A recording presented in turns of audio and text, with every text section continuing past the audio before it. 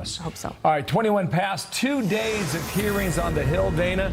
Special Counsel John Durham scheduled to testify before the House Intel Committee later today and the Judiciary Committee tomorrow. Today's private, tomorrow's public. His testimony comes a month after he released a blistering review of the Trump-Russia investigation, concluding the DOJ and the FBI failed to uphold their mission. Ohio Republican Mike Turner, chairman of the House Intel Committee, is with me now. Sir, nice to have you on today, and good morning to you. Thank you, Bill. Good morning to you. Two topics. First, on this thing on the Durham matter. He found that then CIA Director John Brennan realized the significance of the intelligence that Hillary Clinton was trying to drum up during the campaign of 2016 to tie Donald Trump to Russia. Right? He expeditiously, in Durham's words, briefed Barack Obama, briefed Joe Biden, and then nothing happened after that. What do you think about that? Well, it shows they're all in on it, right? You know, we start with the Special Counsel Mueller report, and that report indicated that the Russia-Trump collusion story was absolutely false. The Durham report goes farther because he looks into the actual wrongdoing that was occurring in the FBI at the time.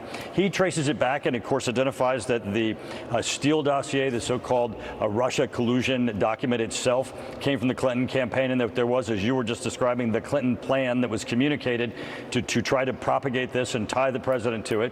Durham then goes on and says that the whole investigation that happened at the FBI, including the Mueller investigation itself, should not have happened, that there was no evidence to go over the bar enough to cause an investigation to occur. He considers this wrongdoing on the part of the FBI. The problem is that there's no one who's been held accountable, and that's certainly why we're holding hearings over the next 2 days to find out why aren't people being held accountable, and what do we need to do to change the laws so that this doesn't happen to a president again. No, I know Republicans are struck by this and quite moved. I don't know. Are your Democratic colleagues also?